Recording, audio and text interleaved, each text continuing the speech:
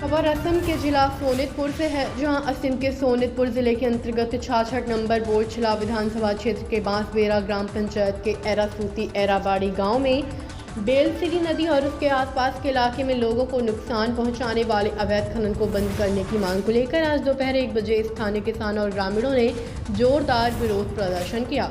गौरतलब है कि असम माला सड़क निर्माण के लिए कुछ ठेकेदारों ने एरासूती और एराबाड़ी गांव में ग्रामीणों की आपत्तियों के बावजूद बेलसरी नदी और उससे जुड़े किसानों की जमीन पर अवैध खनन का काम जारी रखा है। आज प्रदर्शन कर रहे किसानों ने यह आरोप लगाया कि ठेकेदारों ने आपत्ति करने वाले ग्रामीणों को धमकी देकर डराने की भी कोशिश की। इसी के चलते एरासूती और एराबाड़ी गांव के ग्रामीणों ने अवैध खनन को रोकने की मांग करते हुए आज बेलसरी नदी के किनारे यानी खनन स्थल पर जाकर विरोध प्रदर्शन किया।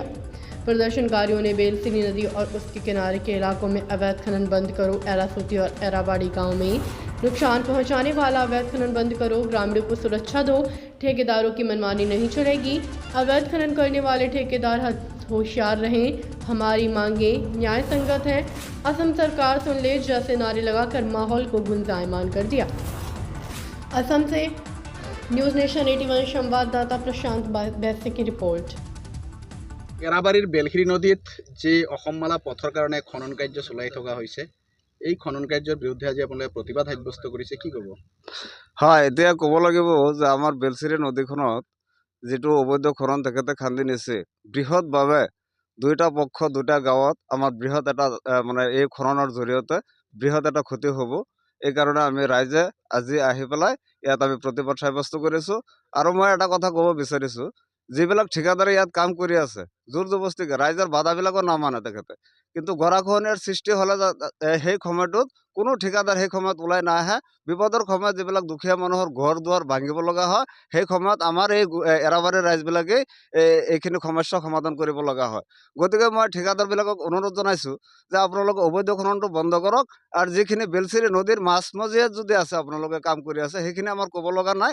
আসাম মালাত মাটি দি আছে তেখেতে, আসাম মালাত মাটি দিয়ক, ৰাস্তাখিনি আমাৰ লাগিব। কিন্তু যদি আমাৰ গাঁও নাথাকে, আজি যদি আমাৰ ইয়াত মানুহ থাকিব নোৱাৰে, গৰাখহনীয়াৰ কবলত পৰি যাব লগা হয়, তেতিয়াহ'লে আমি ৰাস্তা দি কি কৰিম? গতিকে আমি এইটো অনুৰোধ কৰিছোঁ ঠিকাদাৰে যাতে কোনো নিজা মইমতলীয়া নিজা বিষয়বিলাক যাতে চিন্তা কৰি ৰাইজৰ ক্ষতি যাতে নকৰে, সেইখিনি চিন্তাধাৰা কৰি পেলাই ইহঁতে মাটি কাটি নিয়ক, আমাৰ কোনো ওজৰ আপত্তি নাই, কিন্তু কোনো ওপৰত মাটি কাটিব নালাগে। সেইখিনি কৈ পেলাই মই শেষ কৰিলোঁ। এৰাবাৰী গাঁৱত আপোনালোকে প্ৰতিবাদ কৰিছে, অবৈধ খনন বন্ধ কৰাৰ দাবী তুলিছে, কি ক'ব এই ক্ষেত্ৰত? এই ক্ষেত্ৰত আমাৰ বিশেষকৈ যিখন আমাৰ এৰাবাৰী বেলচেৰি নদী আছে আৰু এই নদীখনে আমাৰ গাঁওখনৰ মাজেৰে বৈ গৈছে, আৰু এই নদীখনত আজি আমি যি দেখিবলৈ পাইছোঁ, কিছুমান ক্ষুদ্ৰ ঠিকাদাৰে আহি নিজস্ব শক্তিৰে ৰাইজক নুসুধাকৈ ৰাইজৰ ক্ষতি কৰি তেওঁলোকে যি ধৰণে মাটি খান্দি ৰাস্তাত দি আছে, যাৰ দ্বাৰা আমাৰ ৰাইজৰ বৃহৎ ক্ষতি হ'ব, যাৰ কাৰণে যোৱা বছৰ ধৰে এইবাৰেও গৰাখহনীয়ে আমাৰ ৰাইজৰ বৃহৎ এটা ক্ষতিৰ সন্মুখীন কৰিবলৈ মানে সহায় কৰিব তেওঁ ঠিকাদাৰখিনিয়ে। আৰু যাৰ কাৰণে আমি ৰাইজে দেখিলোঁ যে তেওঁলোকে পাহাৰ খতিক আৰু বিলৰ খতিক দ কৰি তেওঁলোকে যি ধৰণে মাটি ইয়াৰ পৰা খনন কৰি নি আছে, সেই আমাৰ ৰাইজৰ কাৰণে এটা বৃহৎ মানে ভয়ৰ এটা কাৰণ হৈ পৰিছে। যাৰ কাৰণে আমি ৰাইজে সজাগ হৈ আজি তেওঁলোকে যি অবৈধভাৱে খনন যি কাৰ্য কৰিছে তেওঁক আমি গৰিহণা দি আৰু এই কাৰ্যক যাতে আমাৰ ৰোধ হ'ব লাগে, আৰু তেওঁলোকে যে খনন কাৰ্য যে বন্ধ কৰে তাৰ বাবে আমি আহ্বান জনাইছোঁ।